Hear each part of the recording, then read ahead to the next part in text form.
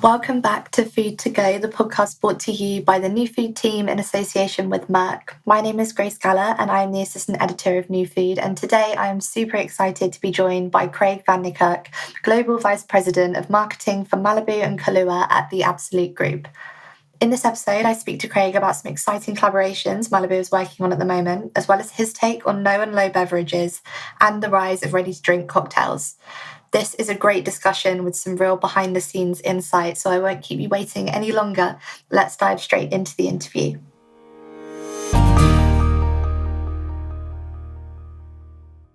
For today's episode of Food to Go, it is my pleasure to be joined by Craig van Niekerk, Global Vice President of Marketing for Malibu and Kahlúa at the Absolut Group. Craig, welcome to the New Food podcast. Thanks, Grace. Happy to be here. Thank you so much for your time today, Craig. I'm really looking forward to speaking to you about some of the exciting innovation and collaboration updates. But before we do that, I wanted to start by asking, as I do with most of our guests, who are you and what does your role involve at the Absolut Group? Like you said, I'm the global head of Malibu and Kahlúa for the Absolut Group. So my responsibility is to lead the teams from a global brand strategy perspective, global campaign development, global partnerships, and global innovations to unlock the growth potential of the brands across the world. Amazing. It sounds like you have a lot on your plate, so I trust you're a really capable candidate for that role. Can you tell our listeners a little bit about your experience in the food and beverage sector so far and what makes spirits a really exciting area to work in? Sure. I've been in the food and beverage sector for the past 10 years from an alcohol perspective. Prior to that, I did a stint at Coca-Cola in South Africa, so always been close to food and beverage. And for me, it's an exciting industry because it's always evolving in terms of different trends, in terms of different needs from a consumer perspective. You have hundreds of new competitors entering the market on an annual basis. And so you really need to be on your toes in terms of protecting and reinforcing the long-term equity of the different brands. And what makes spirits exciting is it's more of an emotional purchase than, say, some FMCG purchases. So if you're purchasing a bar of chocolate, your main driver might be taste predominantly. It's not necessarily saying something about you as an individual. Where on spirits, it's more of an emotive purchase, and people generally tend to choose brands where they can relate to and see something in themselves in that brand. Craig, you mentioned evolution there. How has the alcohol landscape changed in the last 10 years since you've been a part of it? I mean, probably the two biggest accelerations that we've seen is firstly on the ready-to-drink side of things. So a big boom and acceleration there. And there you see a lot of, let's say, new-to-world brands coming into that space. And it's fulfilling different needs from a consumer point of view. And initially, when ready-to-drink started to boom, there was the big question around, does this cannibalize the spirits part of the business? Or is it supplementary and complementary? Thankfully, it is supplementary and complementary. So that's taking more of share of throat from beer and wine than it is actually for spirits. And it's actually recruiting into spirits. So it has an actual positive effect from a brand point of view. And then the no and low alcohol space is a space that is continuously developing and accelerating as consumers are being more mindful in their choices, either wanting to moderate consumption on an evening where they are still drinking alcohol, so they would moderate in between. Or you have some consumers who don't want to drink alcohol at all, and still it provides a proposition, a more sophisticated proposition for them from that perspective. So those are the two major, I would say, evolutions in the alcohol industry impacting spirits. We'll circle back to no and low a little later on because I know it's a huge topic in the sector right now. But I want to kick off with quite a difficult question in our interview, and I'm going to put you on the spot slightly. If you had to describe Malibu's mission in one sentence alone, what would that be? Liberate sunshine. Wow, that was super quick. Yeah, I mean, for us, Malibu has always been about being the spirit of summer. And when it was founded, the founders had a beautiful way to describe Malibu, which was it comes from paradise and tastes like heaven. Absolutely. I mean, I'm sure a lot of consumers can vouch for that around the world. As Global Vice President of Marketing for Malibu, you oversee some absolutely trailblazing collaborations. Can you shed light on a recent partnership and what makes it a perfect fit for 21st century drinking? Yeah, I think the collab culture in marketing is maybe even starting to wear out a little bit. This was really pioneered back in the day with brands like Palace, for example. And so you see so many of these collaborations happening on a global level that you really need to try and push the envelope in order to try and either gather the attention that you're trying to achieve as a result of the collaboration, or the collaboration really would need to make sense from a consumer point of view, where you bring something interesting and often absurd to the table. And the challenge with these collaborations is that they are very short-lived. In today's world, hype lasts 24 hours or 48 hours if you're lucky. So you really need to be on your toes, and it takes a lot of effort to get collaborations off the ground. It's months, if not years of work behind some of the bigger collaborations to bring it to life or to consumers. So two key collaborations that come to mind was the collaboration that we did with Aries Arise a few months ago. We were seeing how to liberate sunshine and optimism using AI, because at the time there was a lot of doom and gloom around AI, and AI was the end of humanity and all the rest of the pieces. And so we brought the two brands together to do an AI-inspired capsule collection, which was then launched in their store in the UK. And that was our first foray, really dabbling with AI and seeing, can you spread sunshine and optimism using AI? And then the next collaboration that comes to mind is the one we just launched recently with Oatly, where we co-created the Piña Oat Latte and reinvented the ice cream cone, which was more difficult than we initially thought. That sounds really interesting, and I'll come back to that in just a second. But I wanted to ask you, how important is it when choosing the right partnership in the food and beverage industry? And do you think the wrong collaboration can damage relationships and trust with consumers? Definitely, and the starting point is you need to be clear on why you're collaborating or why you want to collaborate. What we then do is we look at what are the values of our brand, what is the positioning of our brand. We then look at who the partner is, and is that complementary, or will it create a provocation deliberately? And then you look at what do you want to bring to the world together, and how does that do a job for both of the brands at the end of the day. But for sure, the collaborations can be incredibly successful, and they can also go wrong if you don't apply the right, let's say, thinking up front and do enough of the stress testing up front. Absolutely, Craig. I'm sure a lot of people in the sector will be of the same opinion as you. Now, working with Oatly on the new Piña Oat Latte soft serve, it offers consumers a dairy-free take on a cocktail classic. Why was including oat milk and thus making this beverage dairy-free so important to Malibu? I mean, the irony in the pina colada is that the pina colada is already dairy-free because it's made with coconut milk. And when we set out to do the collaboration together, it started off around Malibu being the icon of summer and, let's say, the best tasting flavored rum in the world. And Oatly was obviously known for trailblazing in the plant-based milk industry and having incredibly witty, a bit provocative and bold and disruptive brand personality and tone of voice. And so when we got together, it was, let's say, the greatest tasting oat milk and the greatest tasting flavored rum.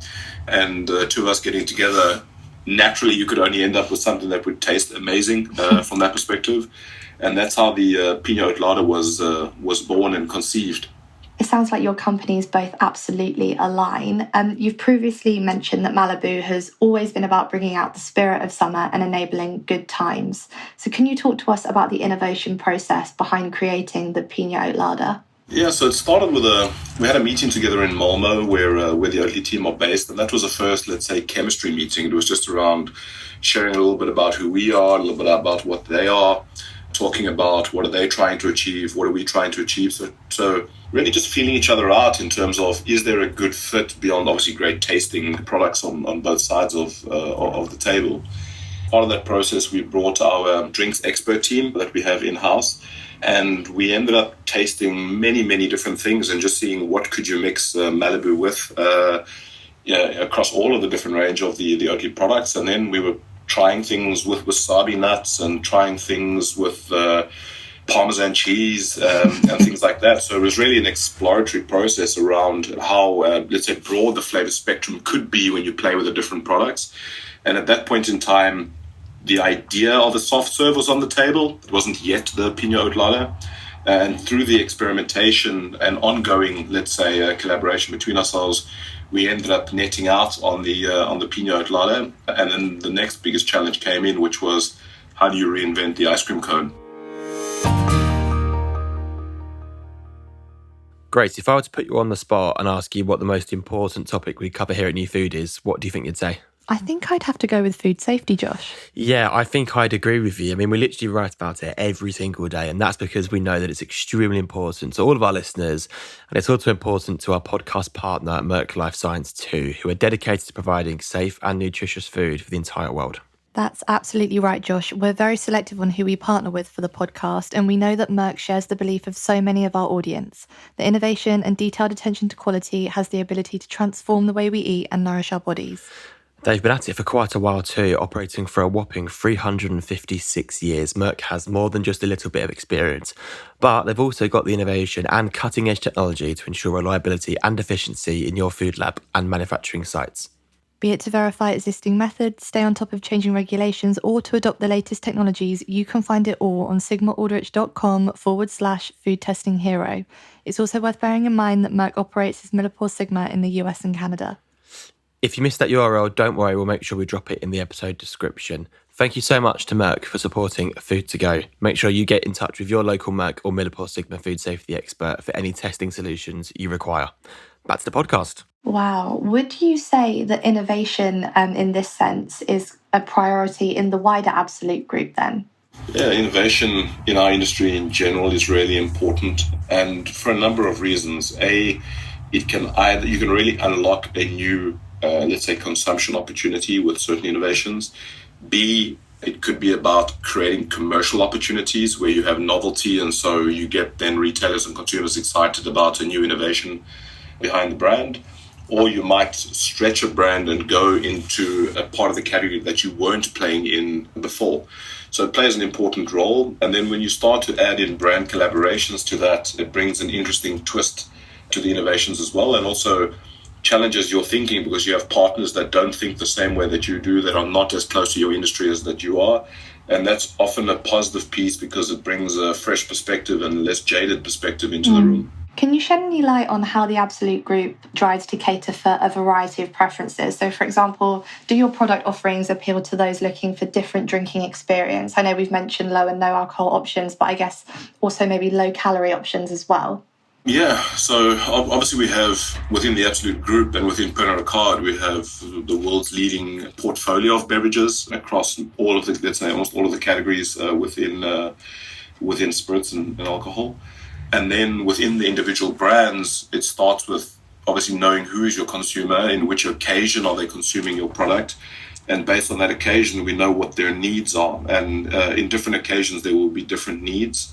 And then it's around making sure that you have a portfolio architecture that accommodates those varying needs of consumers.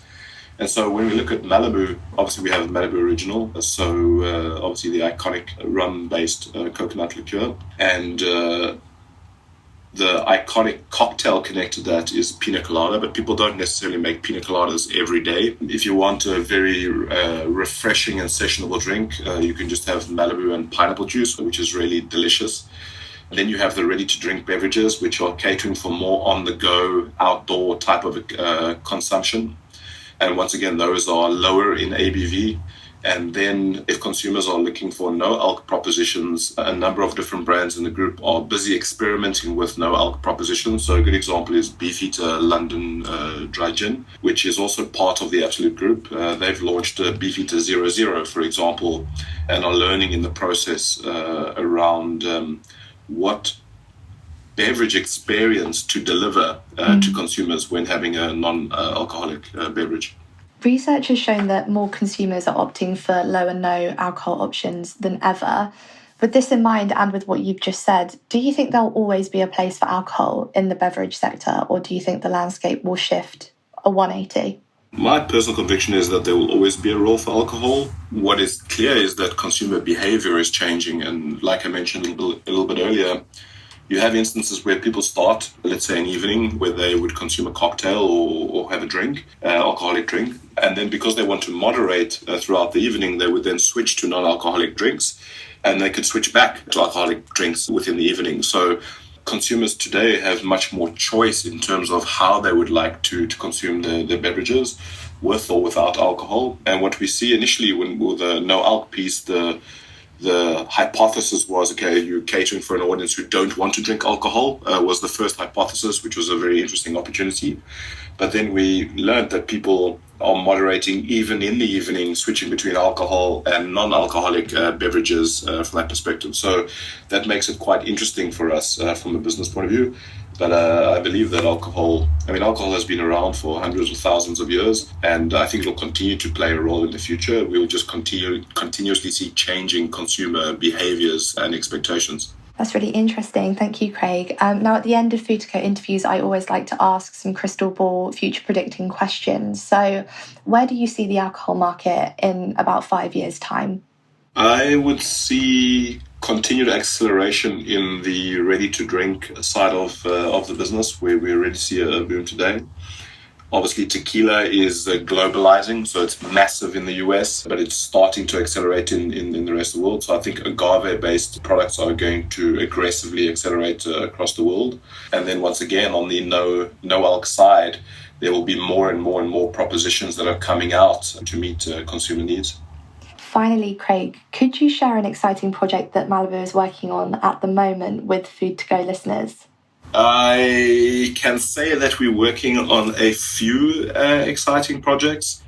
There is a project that will be launching on the 15th of August, which will be a very bold and fresh take on responsible drinking. And so I would watch out for that. I can't reveal anything else at this stage, but we would be working with let's say, famous athlete from the UK around this topic.